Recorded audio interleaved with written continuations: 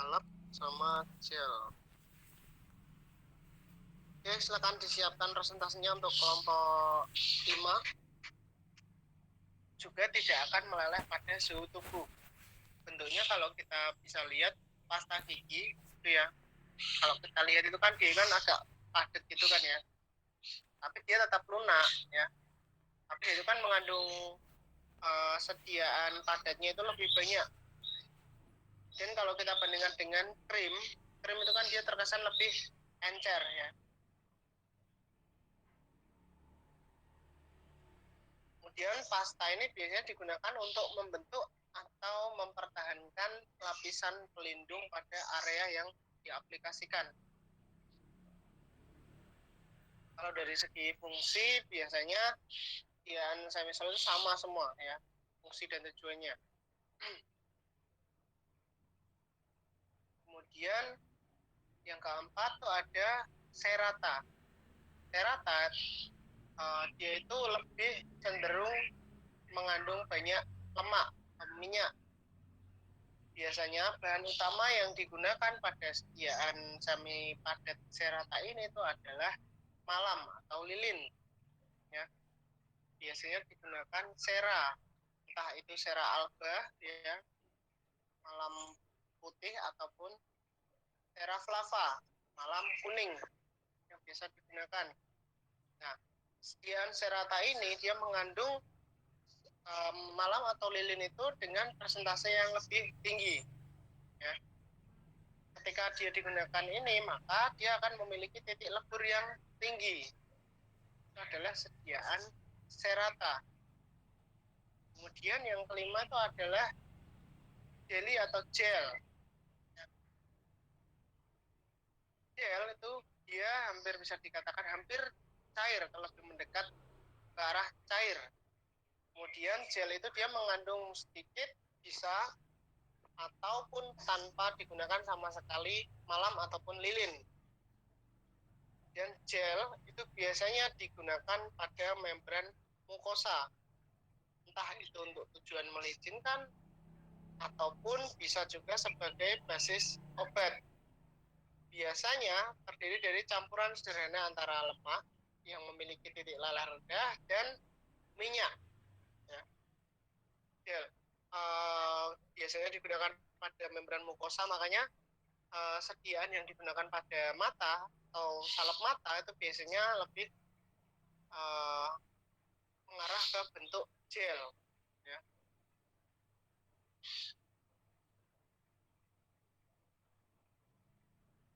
Oke. Ini ada fungsi dari salep, yaitu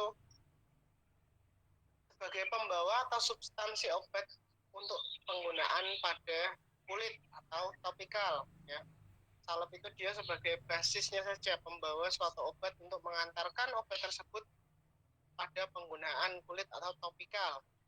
Kemudian yang kedua bisa digunakan sebagai pelumas pada kulit. Dan yang ketiga sebagai pelindung atau untuk mencegah kontak permukaan kulit dengan rangsangan kulit dari luar. Nah, pada prinsipnya itu sediaan semi padat itu adalah substansi obat atau zat obat utamanya, ya, kemudian ditambahkan dengan basis salep, kemudian ditambahkan dengan zat tambahan. Itu adalah prinsip dari sediaan semi padat.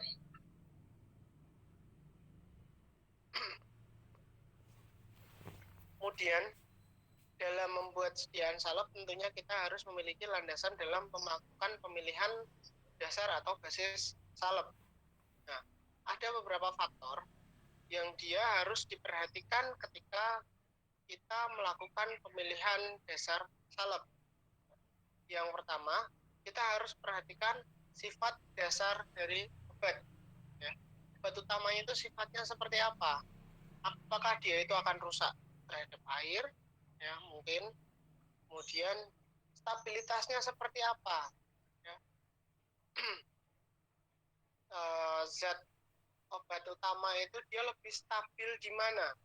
Apakah dia lebih stabil pada sediaan yang sedikit berminyak, ya, atau justru yang sediaan yang lebih banyak mengandung air? Kemudian aksi terapinya, Misalkan gambarnya adalah seperti ini. Obat yang terhidrolisis cepat, ya, terhidrolisis cepat, dia akan lebih stabil dalam basis hidrokarbon jika dibandingkan dengan basis berair. Misal gambarnya adalah seperti itu. Kemudian yang kedua, yang perlu diperhatikan adalah karakteristik umum kulit pasien. Pasien itu dia kulitnya memiliki kulit yang kering atau justru cenderung berminyak. Itu juga harus diperhatikan. Kemudian yang ketiga, daerah kulit yang akan diterapi, misalnya salep itu akan digunakan pada bagian kepala, perlu diperhatikan apakah ada rambutnya atau mungkin tidak ada. Ya. Kemudian jika digunakan pada kaki juga sama. Kemudian setelah daerah yang kita perhatikan, kemudian jenis lesi atau luka yang terjadi. Ya. Lukanya itu luka yang seperti apa? Luka kering, ya, atau luka yang serius. Misalkan biasanya itu luka-luka yang basah. Misalkan pada orang-orang penderita diabetes, itu kan lukanya kan susah kering. Kemudian yang kelima itu adalah efek kimia dari bahan pembawa terhadap obat dan juga obat terhadap bahan pembawa. Dan berikutnya ada aksi bahan pembawa pada kulit.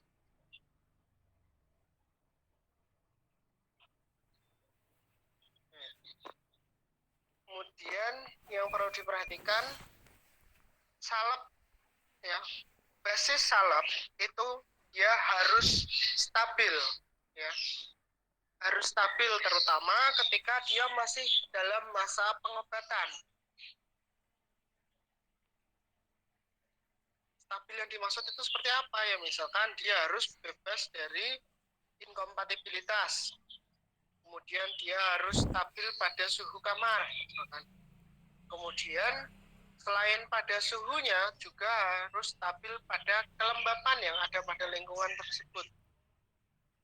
Kemudian selain basis obat itu, basis salep harus stabil, yang kedua basis salep itu juga harus lunak, ya, namanya sediaan semi padat, maka harus lunak.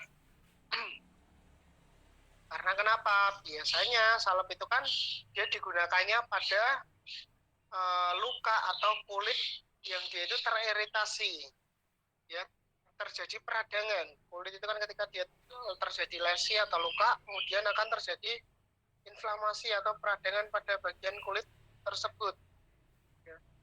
Sehingga semua zat itu harus dalam keadaan yang lunak dan juga harus homogen, harus tercampur merata. Jangan sampai misal warnanya tidak merata, itu kan berarti menjadi salah satu indikator bahwa obat tersebut tidak homogen.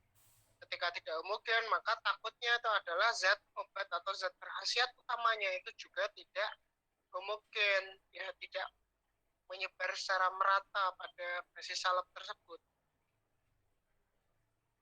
Kemudian yang ketiga, salep itu atau basis salep itu harus mudah dipakai, ya. Salep yang sulit dipakai itu adalah salep yang sangat kaku atau sangat keras atau sangat encer. Itu kan tentunya akan menjadi kendala tersendiri dalam penggunaan obat tersebut, ya. Jangan sampai obat itu terlalu kaku atau terlalu keras, juga jangan sampai obat itu terlalu encer, banyak air, maka dia tidak akan mudah menempel pada bagian kulit.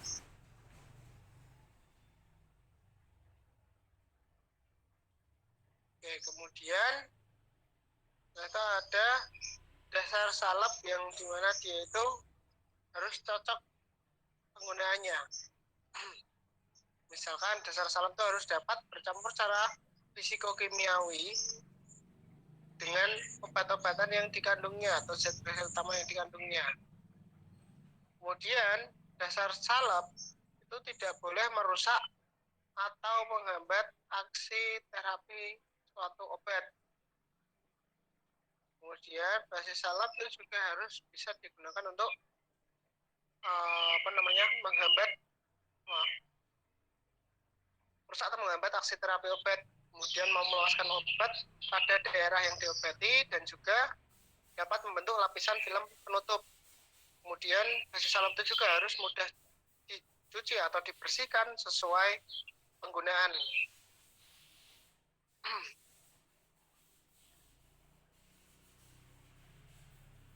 Nah, ini tadi ya, stabil, kemudian basi salep itu harus netral, ya. Kemudian tidak mengotori, tidak mengiritasi, yang tidak menimbulkan dehidrasi. Kemudian juga tidak memiliki aksi untuk menghilangkan lemak. Kemudian tidak higroskopis atau menyerap air dari udara, ya. Kemudian dapat dihilangkan atau dicuci dengan menggunakan air. Kemudian dapat bercampur juga dengan semua obat. Kemudian ciri dasar salep yang ideal berikutnya, ini secara fisika kimia, itu jelas basi salep harus bebas dari bau yang kurang sedap, ya. Kemudian yang kedua, tidak meninggalkan noda atau bercak. Dan yang ketiga, itu mampu memenuhi sebagai medium atau media obat yang tidak larut dalam lemak ataupun air. Kemudian basi salep itu juga harus efisien digunakan pada keadaan misalkan kulit kering, kemudian kulit berminyak, atau kulit yang basah. Kemudian sediaan semi padat atau salep ini juga dapat mengandung air sebanyak 50%. Kemudian basi salep itu juga harus mudah dibuat dan juga bisa meleleh atau melunak pada suhu badan, ya, meleleh atau melunak pada suhu badan.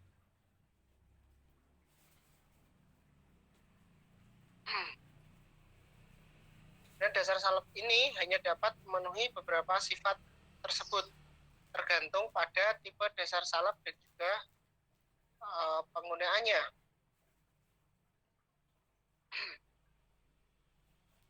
Kemudian di sini ada yang mau ditanyakan dulu?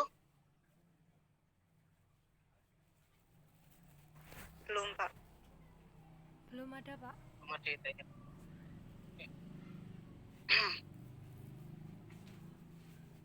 Kemudian ada penggolongan basis berdasarkan keadaan atau situasinya, lingkungannya. Misalkan yang pertama adalah dasar salep anhidrous atau anhidrat, ya. Biasanya itu digunakan minyak hidrofob, ya, hampir semua minyak hidrofob, ya, pasti, ya.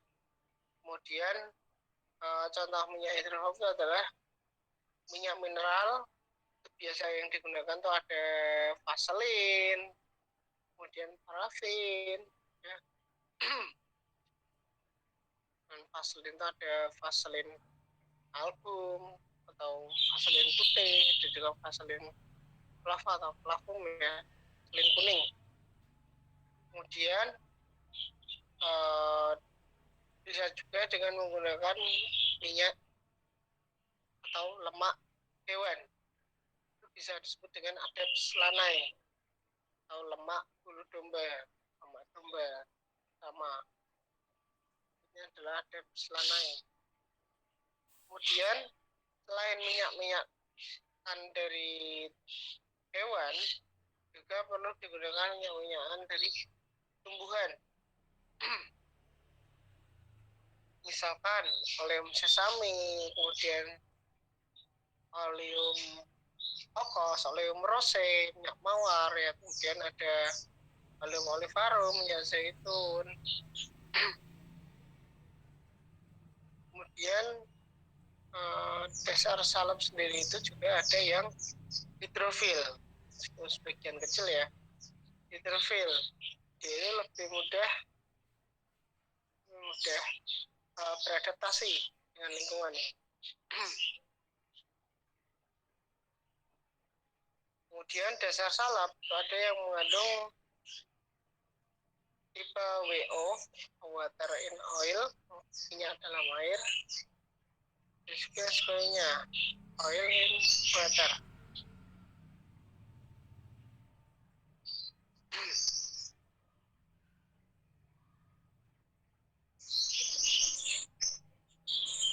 Kemudian dasar salep itu juga ada yang mengandung serbuk, ya. Maka serbuk itu harus dalam minyak hidrofob. Misalkan contohnya itu adalah ZNO atau zinc oxide, itu adalah pada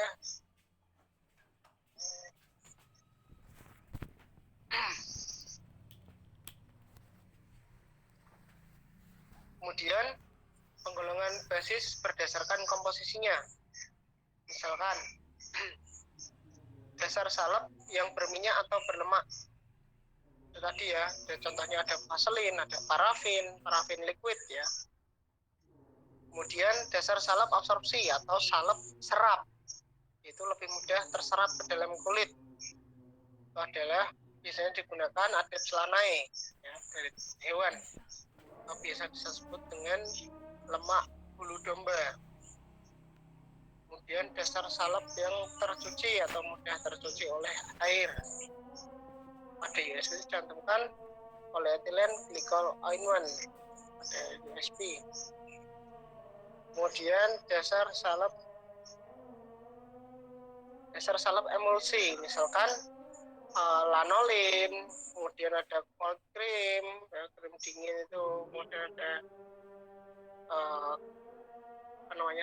vanishing cream atau untuk melapisi kulit bagian luar hidung ya. Ada hydrophilic ointment, ada emulsifying ointment. Wah, ini tergantung pada USP.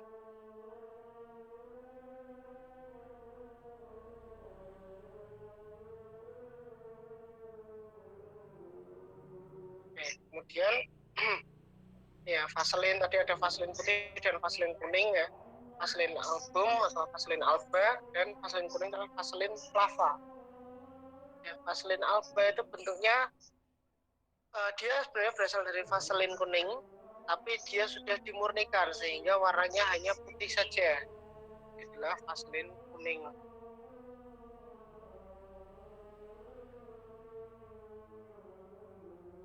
Kemudian biasanya vaselin itu digunakan pada misalkan pada vanishing cream ya, biasanya digunakan untuk bagian-bagian yang teriritasi, bagian kulit atau membran mukosa yang dia mudah iritasi.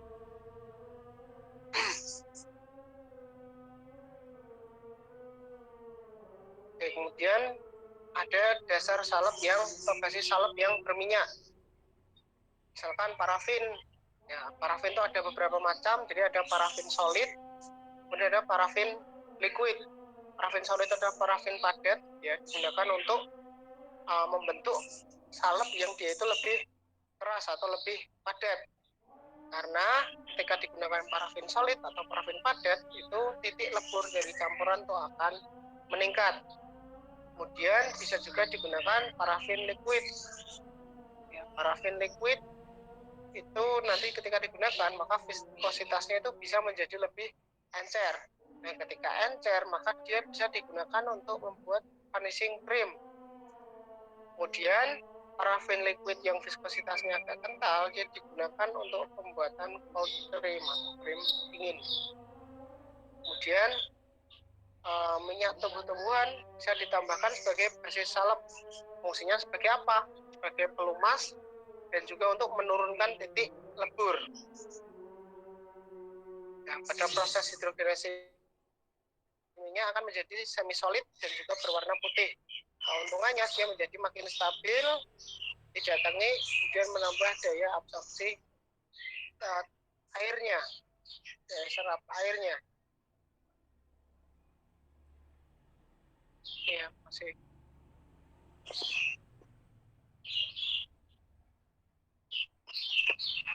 Dan basis salep absorpsi atau salep serap itu adalah biasanya digunakan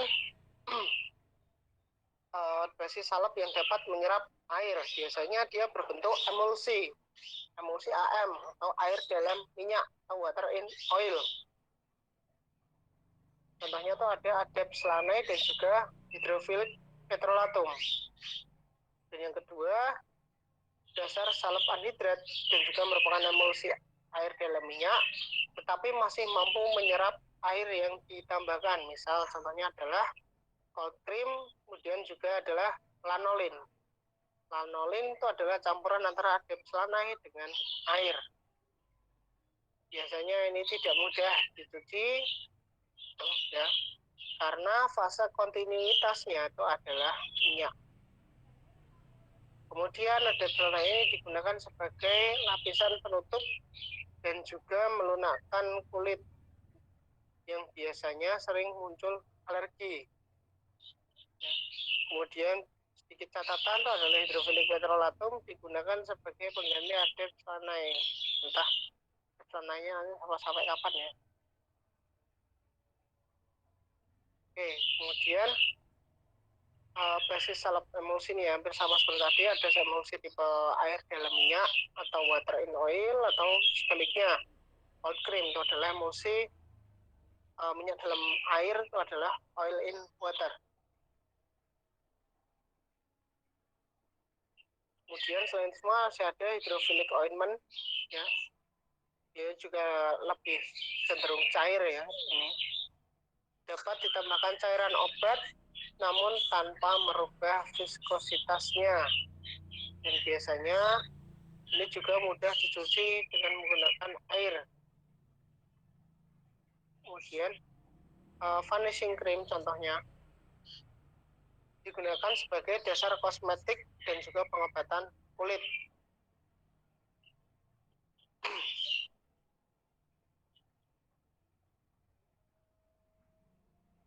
Oke, sampai di sini ada yang mau ditanyakan dulu?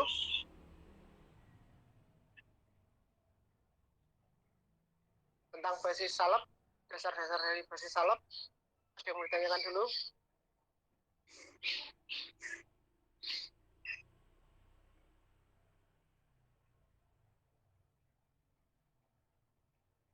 Belum, Pak.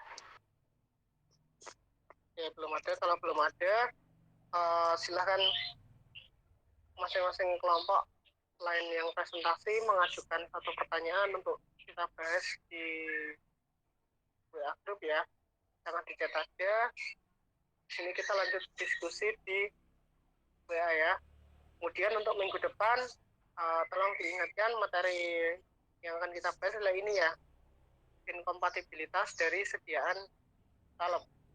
Ya, kita lanjutkan materinya untuk minggu depan, dan untuk temuan hari ini kita lanjutkan diskusi dengan melalui grup WA. Oke, sampai di sini paham? Ada yang mau ditanyakan? Tidak, Pak. Oh. Oke, kalau udah, terima kasih semua atas perhatiannya ya. Selamat siang. Assalamualaikum warahmatullahi wabarakatuh. Waalaikumsalam warahmatullahi wabarakatuh. Terima kasih, Pak. Lanjut grup WA ya.